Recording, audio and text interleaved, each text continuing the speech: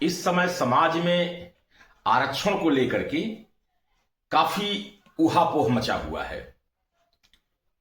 कोई भी सवर्ण समाज, कोई भी ब्राह्मण वर्ग का व्यक्ति इस विरोध में नहीं है कि आरक्षण मत दीजिए, लेकिन आरक्षण आप एक दायरा तय कीजिए, एक सीमा तय कीजिए कि किसको चाहिए, किन परिस्थितियों में चाहिए और कहां चाहिए। आप ऐसे लोगों को न दें आरक्षण जिससे हमारे चिकित्सा जगत में, शिक्षा जगत में, शासन प्रशासन में समस्या खड़ी हो जाए। कोई भी व्यक्ति विरोध में नहीं है। यह पता नहीं किसने भड़का दिया है कि आरक्षण का विरोध होगा। विरोध हो ही नहीं सकता, क्योंकि समाज के कुछ लोगों को, जो पिछड़े वर्ग के लोग हैं, दबे कुचले लोग हैं, जो आर्थिक रूप से कमजोर हैं, जिन्हें जरूरत है, उन्हें आरक्षण जरूर दिया जाना चाहिए। लेकिन आप यहां यह देखें कि आरक्षण देने से पहले ये तय करें एक सीमा कि कहां हम देंगे, कब देंगे, किन परिस्थितियों में देंगे। हमारे शासन सत्ता में जयशंकर प्रसाद सवर्ण से आते हैं, निर्मला सीतारमण और अजीत डोभाल ये सवर्ण हैं। इनको आरक्षण नहीं दिया जाता, उन्होंने कभी विरोध भी नहीं किया। लेकिन इनके कार्य देखें, क्या उस जगह पर उनके सब्स्टिट्यूट में किसी और को बैठा सकते हैं मोदी जी? ये देश की बागडोर संभाले हुए हैं, कितनी बेहतरीन व्यवस्था कायम किए हुए हैं।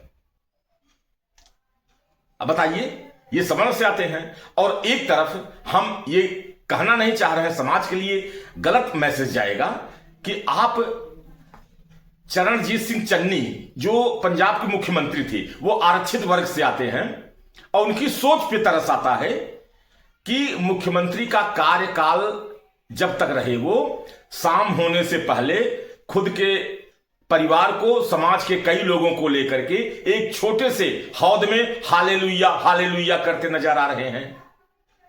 उनको ईसा मसीह नजर आ रहे हैं। और अभी चंद्रशेखर रावण ने जो भाषा बोली है एक वीडियो में, कह रहे हैं कि संतोष वर्मा जैसे लोग हर घर से निकलेंगे। कैसी आप सोच रखते हो? क्या हम यही मान लें कि आप ऐसे ही सोच सकते हैं, ऐसे ही बोल सकते हैं? क्योंकि आपके बोलने, आपके कहने से आपका पूरा संस्कार पता चलता है, आपके पूरे क्रियाकलाप पता चलते हैं, आपके काम करने का तरीका पता चलता है।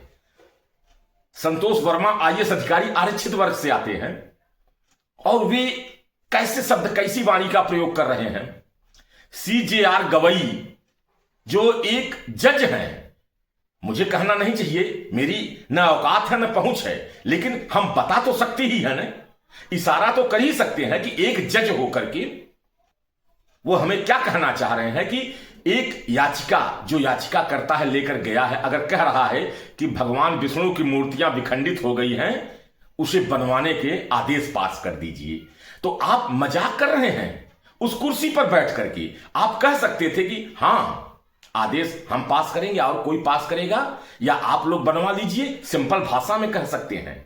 लेकिन ये मजाक वाली भाषा, अपने बेडरूम वाली भाषा, बाथरूम वाली भाषा, वहां ये कह रहे हैं कि जाके विष्णु भगवान से कह दीजिए कि वो अपनी मूर्तियां बनवा लें, अपने गर्दन को, अपने शरीर को ठीक कर लें। जो टूटी फूटी विखंडित मूर्तियां हैं उनको बुलाइए, उनको बताइए कि भगवान विष्णु खुद बनवा लेंगे।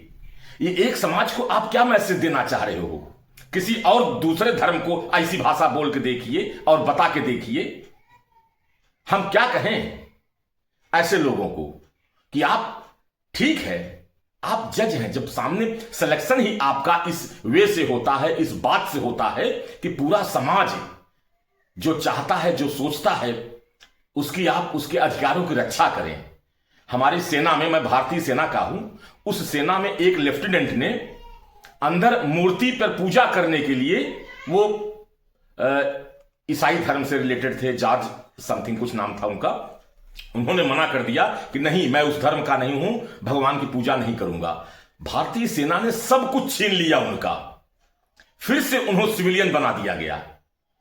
हमारा यही अर्थ है कि आप अगर उस लेवल पर पहुंच गए हैं, उस जगह पर पहुंच गए हैं, आपको चुना ही समाज ने है, सरकार ने है, कि आप सभी धर्मों का सम्मान करें, सबकी इज्जत करें, किसी को ठेस न पहुंचे। हां, व्यक्तिगत रूप से आप कुछ भी हों, किसी धर्म के हों, किसी जाति के हों, किसी मजहब पंथ के हों, कोई जरूरत नहीं है समाज को। लेकिन यदि आप क्लास 1 गजेटेड ऑफिसर, मुख्यमंत्री, प्रधानमंत्री, जनरल अगर बन गए हैं तो सभी धर्मों का आपको सम्मान करना जरूरी हो गया।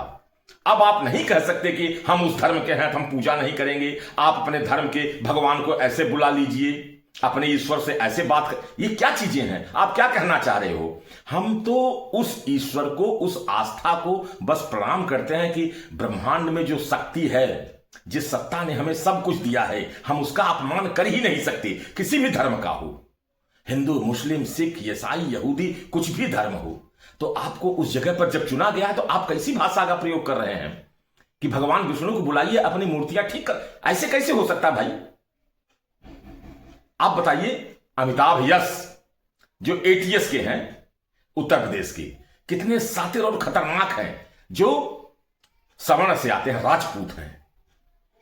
आप उनका सब्स्टिट्यूट ढूंढेंगे तो नहीं मिलेगा पूरे देश में। ऐसी हस्ती अनुज चौधरी जो संभल में गए थे, रातों रात 50 कुएं खुदवा दिए, पानी निकाल दिए। ये क्वालिटी है, उनका जज्बा है देश प्रति, देश के बारे में, देश के लोगों के बारे में। ऐसे लोग अगर गलत अर्थों में कोई बात कहेंगे तो भी दुख होगा समाज को, हमें भी दुख होगा, आपको भी दुख होगा। बस मुझे इतना ही कहना था। धन्यवाद।